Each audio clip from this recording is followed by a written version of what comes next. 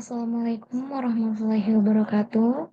Perkenalkan nama saya Listiani, saya dari kelas C, Fakultas Ilmu Kesehatan Prodi S1 Farmasi. Di sini saya ingin mempresentasikan tugas kimia medisinal, yaitu aspek fisikokimia obat dalam kimia medisinal. Langsung saja kita masuk ke aspek fisikokimia obat dalam kimia medisinal meliputi karakteristik seperti kelarutan, stabilitas, pKa, dan lipofisilitas yang mempengaruhi interaksi obat dengan tubuh serta nasibnya ADME atau absorpsi, distribusi, metabolisme, dan ekskresi. Memahami sifat-sifat ini sangat penting untuk merancang obat yang efektif dan aman, karena sifat fisikokimia menentukan bagaimana obat akan berperilaku di dalam tubuh, termaksud saat diserap atau distribusikan, di metabolisme, dan dikeluarkan. Kemudian ada beberapa aspek psikokimia yang sangat penting. Yang pertama ada kelarutan. Eh, ya, maksudnya yaitu kemampuan obat untuk larut dalam pelarut air dan lemak sangat mempengaruhi absorpsi dan distribusinya ke seluruh tubuh. Yang kedua, lipofisilitas adalah kelarutan dalam lemak, penting untuk memungkinkan obat menembus membran sel yang bersifat lemak. Kemudian yang ketiga adalah stabilitas obat. Di lingkungan biologis misalnya pH menentukan seberapa lama obat dapat bertahan untuk bekerja. Kemudian yang ketiga atau yang terakhir adalah ionisasi. Tingkat ionisasi obat dipengaruhi oleh pKa dan pH lingkungan, yang mempengaruhi kemampuan obat untuk menembus membran, kapasitas ikatan hidrogen, kemampuan untuk membentuk ikatan hidrogen mempengaruhi interaksi obat, serta target biologis seperti protein dan enzim. Yang pertama, di sini adalah sifat fisika kimia obat. Maksudnya adalah fisika kimia obat merupakan paparan untuk mengetahui kestabilitas tercampurnya suatu obat dan aksi biologis dari obat termaksud penyerapannya pada tubuh agar tercapai respon terapi yang maksimal. Sifat fisika kimia obat merupakan dasar yang sangat penting untuk menjelaskan aktivitas biologis obat karena dua alasan utama, yaitu sifat fisika kimia obat memegang peranan penting dalam pengangkutan obat untuk mencapai reseptor. Molekul obat harus melalui bermacam-macam sawaran membran, berinteraksi dengan senyawa-senyawa dalam cairan dalam luar sel atau biopolimer. Artinya sifat fisika kimia berperan dalam proses absorpsi dan distribusi, sehingga kadar obat pada waktu mencapai reseptor cukup besar.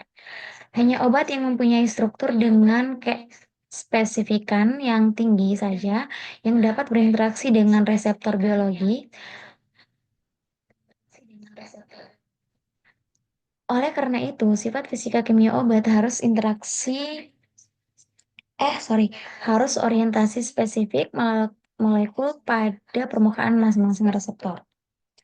Kemudian yang sini ada ionisasi kelarutan potensial redox.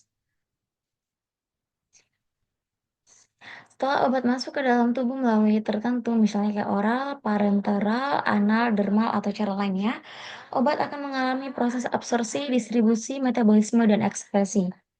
Selain proses di atas, kemungkinan obat akan mengalami modifikasi fisika yang melibatkan bentuk sediaan obat, formulasi obat, dan modifikasi kimia yang melibatkan perubahan struktur molekul obat, dan hal ini dapat mempengaruhi respon biologis.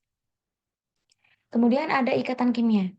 Ikatan kimia adalah sebuah proses fisika yang bertanggung jawab dalam interaksi gaya tarik-menarik antara dua molekul atau molekul yang menyebabkan suatu senyawa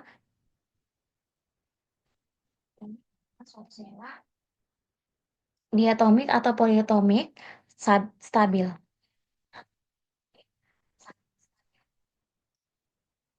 Secara umum, ikatan kimia yang kuat diasosiasikan dengan transfer elektron antara dua atom yang berpartisipasi. Ikatan kimia menjaga molekul-molekul kristal dan gas-gas diatomik untuk tetap bersama. Selain itu, ikatan kimia juga menentukan struktur suatu zat. Kemudian di sini macam-macam ikatan kimia yang dibentuk oleh atom tergantung dari struktur elektroatom. Misalnya energi ionisasi dan kontrol afinitas elektron, di mana atom menerima atau melepaskan elektron antara dua atom atau lebih dapat saling berinteraksi dan membentuk molekul. Kemudian ada ikatan kovalen. Di sini ikatan kovalen adalah ikatan yang memiliki keelektronegatifan sama bergabung, maka tidak akan terjadi perpindahan elektron, tetapi kedua elektron dapat digunakan oleh kedua elektron yang berikatan. Ikatan kovalen adalah ikatan yang terjadi antara unsur non-logam dengan unsur non-logam yang lainnya dengan cara pemakaian bersama pasangan elektron. Ada kalanya dua atom yang dapat menggunakan lebih dari satu pasangan elektron. Ikatan kovalen terbentuk di antara dua atom yang sama-sama ingin menangkap elektron atau sama atom bukan logam. Apabila yang digunakan bersama dua pasangan atau tiga pasangan, maka akan terbentuk ikatan kovalen rangkap 2 atau rangkap 3. Jumlah elektron valensi yang digunakan untuk berikatan tergantung pada kebutuhan tiap atom untuk mencapai konfigurasi elektron seperti gas mulia. Pasangan elektron yang dipakai bersama disebut pasangan elektron ikatan PAI dan pasangan elektron valensi yang tidak terlibat dalam pembentukan ikatan kovalen disebut pasangan elektron bebas atau PEB. Ikatan kovalen umumnya terjadi antara atom-atom unsur non-logam dan bisa juga sejenis. Kemudian di sini ada macam-macam ikatan kovalen berdasarkan PEI-nya. Yang pertama ada ikatan kovalen tunggal atau ikatan kovalen tunggal yang memiliki satu pasang aja. Kemudian ada ikatan kovalen rangkap 2 atau ikatan kovalen rangkap 2 yaitu ikatan kovalen yang memiliki dua pasang PEI. Kemudian ikatan kovalen rangkap 3 adalah kovalen yang memiliki tiga pasangan EI. Kemudian ikatan ionik. Ikatan ini bertujuan untuk mempersatukan ion-ion dalam suatu senyawa ionik. Ion-ion yang diikat oleh ikatan kimia ini terdiri dari kation ion positif dan juga anion atau ion negatif. Kation terbentuk dari unsur-unsur yang memiliki energi ionisasi rendah dan biasanya terdiri dari logam-logam alkali dan alkali tanah.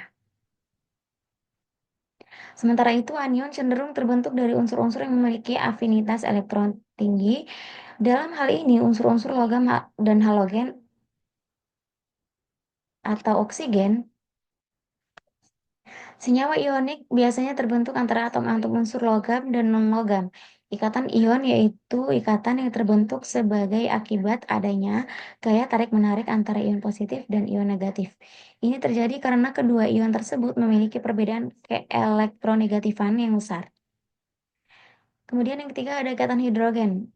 Ini merupakan interaksi molekul yang melibatkan atom hidrogen H dengan atom lain merupakan sebuah pasangan elektron bebas. Dalam hal ini, atom hidrogen yang berikatan kovalen dengan sebuah atom donor atau DN berinteraksi dengan atom lain atau AC yang memiliki keelektronegatifan yang tinggi. Ikatan ini umumnya digambar sebagai DN, H, dan AC dengan garis tebal sebagai ikatan kovalen, titik sebagai ikatan hidrogen. Atom-atom yang umumnya terlibat dalam ikatan hidrogen adalah atom nitrogen atau N, oksigen atau O, dan fluorin atau F. Berbeda dengan interaksi dipol-pol yang berasal dari tarik-menarik, dipol positif dan negatif. Ikatan hidrogen juga melibatkan aspek interaksi orbital dan delokalisasi